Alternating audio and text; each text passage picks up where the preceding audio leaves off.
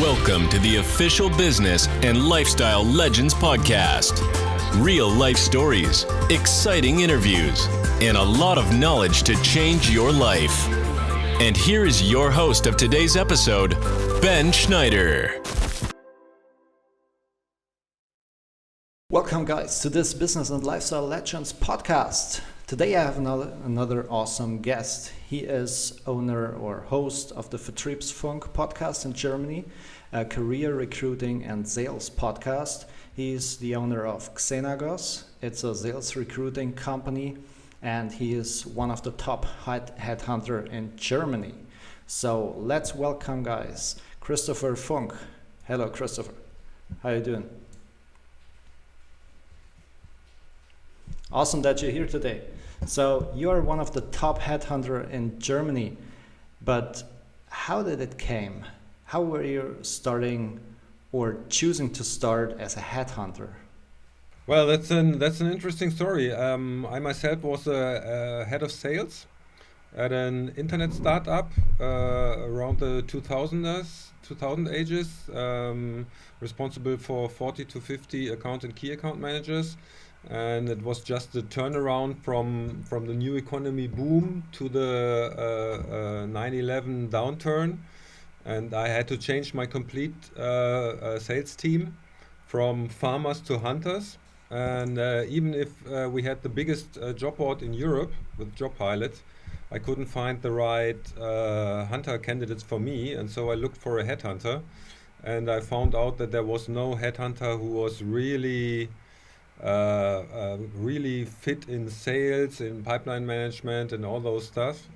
And when I left the company, I thought, this is a market niche, let's try it.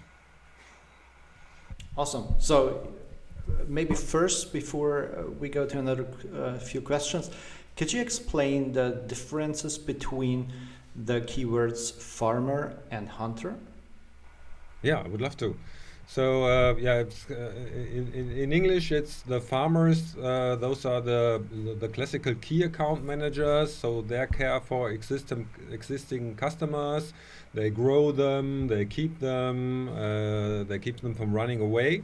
And then you have the hunters, and they are responsible for bringing in new contracts, new businesses. So in Germany it's usually a mix. So you have an account manager who's responsible for farming and hunting, but in a lot of English and American organizations and also in new German organizations, you really have a clear hunter organization who are responsible to bring in new prospects, new contacts, new business, and the farmer organization who cares for the existing customers. Okay.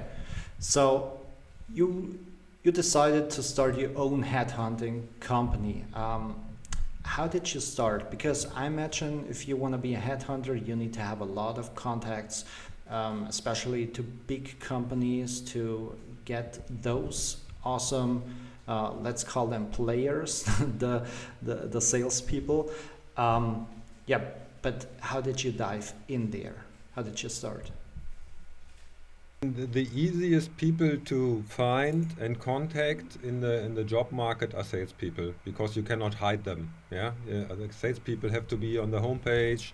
They're very active in social media and all those things. So you don't really need a network. And alone in Germany, we have around 4 million people working in sales, and that is not retail sales. It's just B2B sales.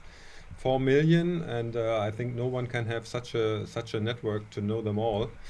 And so it was clear to me that you only need a method to approach the right candidates in the right niche and the right industry, and you don't need an extensive network. I think this network is, if you're just working with very specialist topics or with high-end CEOs, then maybe you need to have their telephone number because you cannot approach them. But for such a niche mass market like sales, it's more the method. How can you identify them? How can you approach them? So that was clear. And the other problem always is to find the right clients.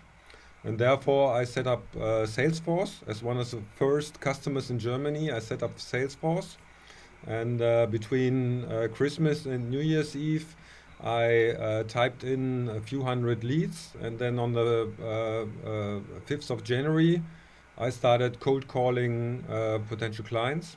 And 3 weeks later, which sounds short, but it's a very long time if you do cold calling, I had the first customer appointments, and a week later we had the first assignment, the first order. Awesome. So what a lot of people mentioning out there, you need to step out of your comfort zone. So this is exactly what you did. So you started by yourself, you did cold calling, and how was the reaction if you were calling a company, I don't know, but maybe like, hey, I'm Christopher Funk and I can help you to hire or find the right salespeople. Are you interested in? What did they reply? Well, first I must say that I was somehow used to it, because at the head of sales at Job Pilot, it was a job market, and there's also a lot of cold calling and a lot of rejections. And if you look at the headhunting business, there are a lot of normally very small players. And I think at the second call I did, someone said, good morning, Mr. Funk. It's 9 o'clock in the morning, and you are the third headhunter that's calling me, which is not really nice. And you get, of course, a lot of rejections, but also a lot of follow-ups. People say, send me some information, which is mostly the polite way to say bugger off. And some said, you don't even have a website, because I really started acquiring new customers without a website, because I said, if I cannot convince them over the phone, a website will not help. And in the end, it's a numbers game. It's a game of numbers and skills. So how many people do you call a day? How many people do you talk to, and how many can you convince to go with you the next steps and to work with you? And in the end, the numbers were not really good for us, but you just have to carry on, go through. Winston Churchill said, if you're going through hell, keep going, and that's usually what you do in the beginning. Even if, especially, most people just call their old network, their friends, their relatives to get some orders, and I said no. I want to prove that the business is viable, and therefore I have to call people I don't know. Yeah, that's a good thinking. To give us some imagination, if you have closed a deal, how many or how much money does that mean for the company? Is it, I don't know, 2 monthly salaries, or how much is it for a headhunter? Well, in general, you say in the headhunting business you have between 20 and 35% of the annual on-target earnings. So it's usually the fixed salary plus bonus plus car plus other fringe benefits. So that's the ballpark, but it's an unregulated market. So you got all kinds of business, all kinds of contracts that you can imagine. And we said from the beginning on, we don't want to charge a percentage of the salary, because the salary is not very closely connected to the complication of the search. So could be that you have someone who earns 50,000 euro. He's very hard to find, and you have someone else who's earning 150,000 euro, and he's very easy to identify and to find. And so we said from the beginning, it's connected to the complexity of the search, and we fixed the price at the beginning. And I think at the beginning it was a total fee of 7,000 euro, which we started. And now it's the lowest fee is for headhunting is around 20,000 euro. So it's a kind of journey in the last 15 years. Awesome. Yeah. It's mostly a case that you're starting low and then you go up with the price. Okay, this sounds like an incredible story. Is there something you could share with us, a story that you didn't have expected before? Maybe you you advise someone to another one, and this I don't know, was something you haven't expected. Well, I think the thing that you really learn from starting from the scratch, not really leveraging the network. And before I started the business, I was the country manager of Job Pilot, which was the biggest job board in Germany and in Europe. So I was quite famous in the industry. But I said, no, I really want to start from the scratch because this is a way to prove the business model. You know, if you know what effort you have to take to acquire 10 customers from the scratch, then you know how to scale the business, because then you also know, okay, that's the effort to acquire 50 or 100 customers.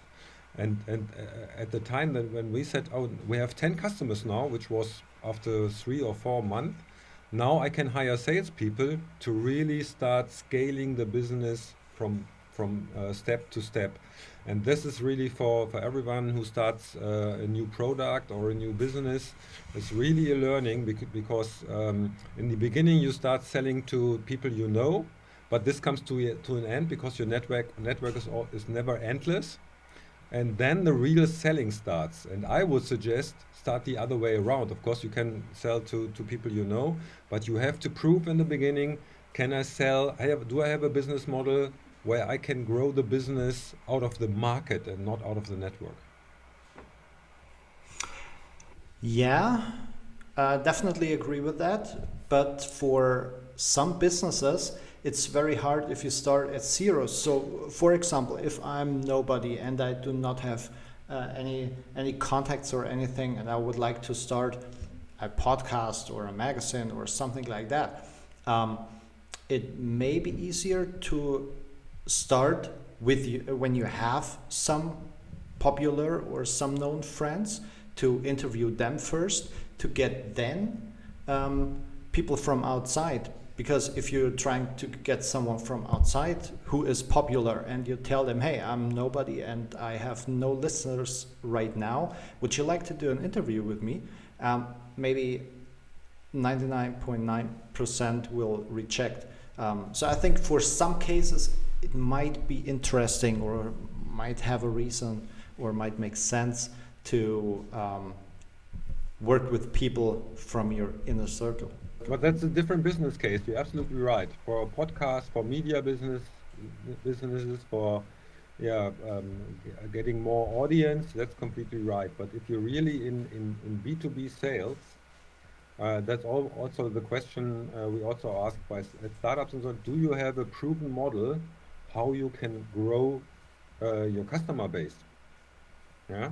You can do it via advertising, of course, but if you really have a business where you need sales contacts, and someone can tell you, yes, it takes me, I don't know, 100 calls to get 5 customers, then you can say, okay, if you do 1,000 calls, then you have 500 customers, and that's the basic of a scaling B2B sales business. It's different from media, of course. Yeah. Is there a lot of recurring sales if you have a client at headhunting, or is there mostly none? No, there's recurring business, but it's not that if you acquire a customer that you have 10 searches a year, because the most customers we are working with are small and medium sized. So and it's usually if you hire a headhunter, it's always with the positions that are very critical and or hard to fill. And so this is the kind of last resort, going to a headhunter.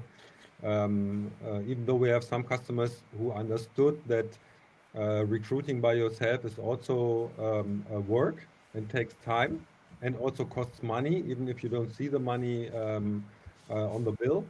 The most customers just hire us for critical positions they cannot fill, and that's, I don't know, between 1 and 5 positions a year on average. But overall, we have now more than 1,000 customers. The recurring business now is more than 50%. But if you want to grow, and we grow each year by 30%, you always have to approach new customers, new industries. Oh, okay. Yeah, definitely. Is there another question?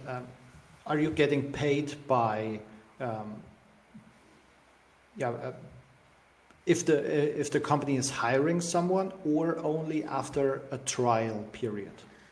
Well, as I said, it's an unregulated business. Everything is possible, but on general, you got the headhunters who only work success based, so they only get paid when the customer hires someone, and then you have a kind of probation period guarantee that you say, okay, if the candidate leaves within the first 6 months, I bring you a new candidate.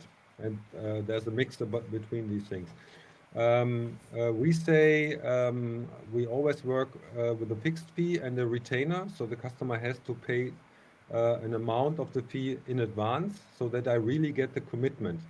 Because on average, we have to contact between 100 and 150 candidates personally to fill a position.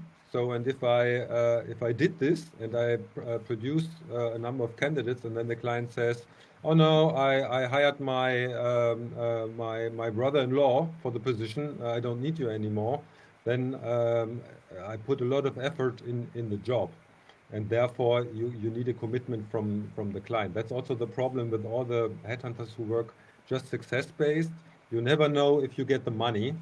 And that leads to that headhunters don't put very much effort in the search, because they never know if they get paid for it. So it's just job ads, mail shots on contact shots on LinkedIn or Xing.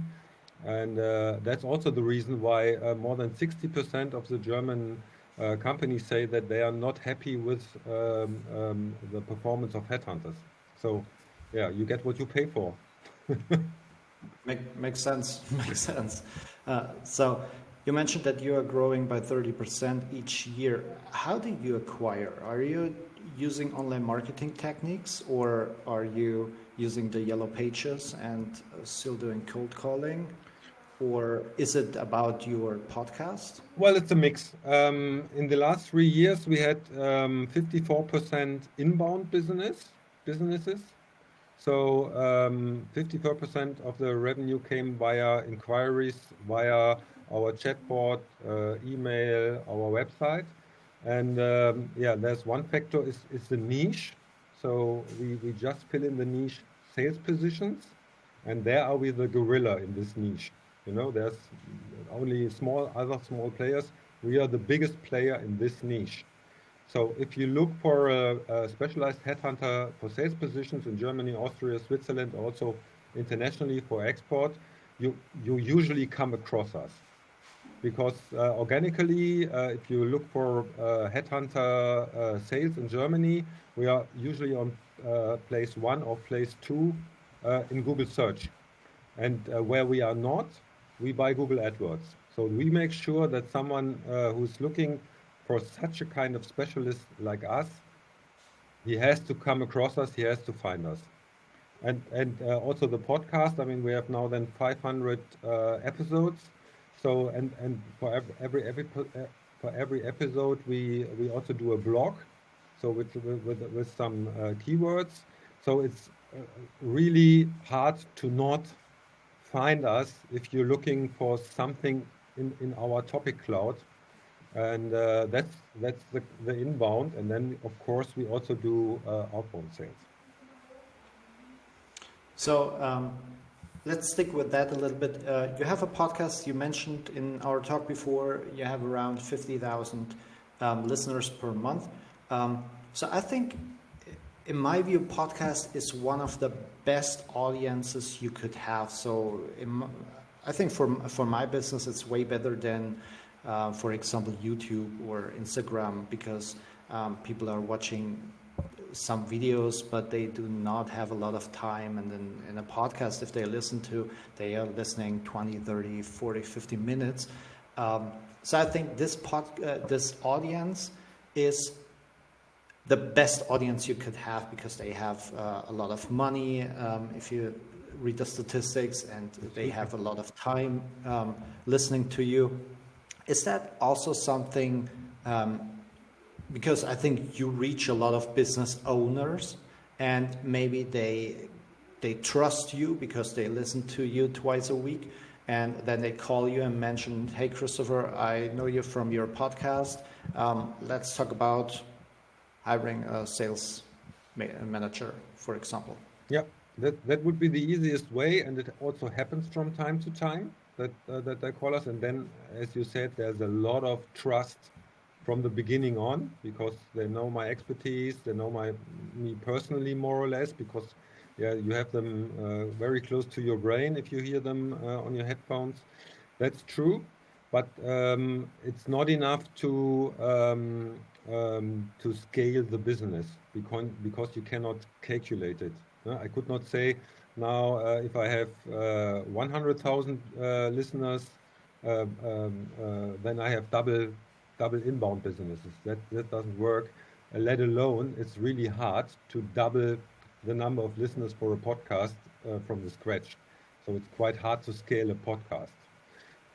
So what I always say, podcast is for reach and reputation, but it's very hard to convert this into my kind of direct business. So what we are also developing is coaching and e-learning and all those stuff. There the connection is much easier. But for me, the business owner or the head of sales or the head of HR has to listen to the podcast. Then he has to say, I have a position that I can fill, and then he has to call me. So that's a kind of long journey for them. But what we also found out, which is really interesting, that the customers that come via the podcast, they have the biggest deals come via these customers. So the biggest trust, the longest customer connection, that's really interesting.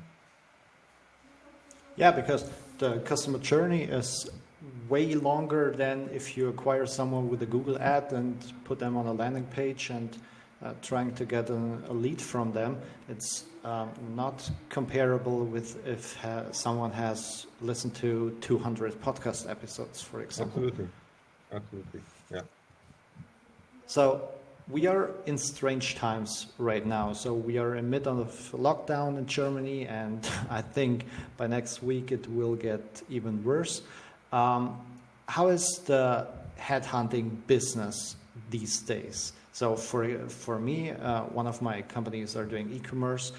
It's basically good. But what about you? What about the niche itself in these COVID-19 crisis? Well, for our kind of headhunting business, it's quite bad, because companies don't know how the future will develop. It's very uncertain times, and uncertain times are not good for recruiting, and therefore not good for us. So we ended last year with about 60% of the on-target revenues we wanted to have. We see some living signs in the market, but it's tough times, of course. For this business, it's tough times. And what is your expectation for the next 12 months or 24 months? How do you think it will go? Well, I think we will have a very good rebound, a very steep rebound. So once we cut the edge of the curve with vaccination, in Germany we are trying to get all the people in the elderly homes vaccinated by mid-end of February, and 80% of the people who go to intensive care are from this client group. So if this is cut off, I think we will see a turnaround. And my projection is that in April, May, we are going back to a new kind of normal. So it will not be like 2018, 2019, but it will be much easier. And then I think a lot of companies have to see, okay, what are the employees who are really working with me in the crisis, and what are the employees I lost in the crisis, because I think there are a lot of employees that really didn't do nothing, and that will also lead to more recruiting effort, because if the business is really going up again, then one of the least source is HR, personal, the good people, and therefore we think the business will come back very fast when this happens. Okay. What is your thought about homework? What's happening right now? Yeah, there's such an interesting change in sales philosophy and sales business in 2020. I'm really very much into sales consulting, leveling up sales organizations, and I heard so many stories. No, for our business, we can't do it over the phone. We can't do it via video conference. We have to go to the client. And by April 2020, they had to do it, or they were out of businesses. And there's so much change going on. And the people who do not do it, they're just out of business. They're not there anymore. You cannot do anything with the client. I was at a very big German enterprise, and they said that they were not allowed from the union side to use the camera of their notebooks. No one in the complete company is allowed to use the camera of the notebooks. So if you do this ongoing, you're out of business, because this is a new standard. Video calls, video sales calls is now within months the new standard, and you have to react to it. But to do a very good video sales call, that's also a kind of science. So you have to train the people, you have to get into it, you have to have good equipment, you have to do it professionally. But if you do it, you can be very much more efficient than just hitting the road and counting the kilometers in the car. 100% agree with that.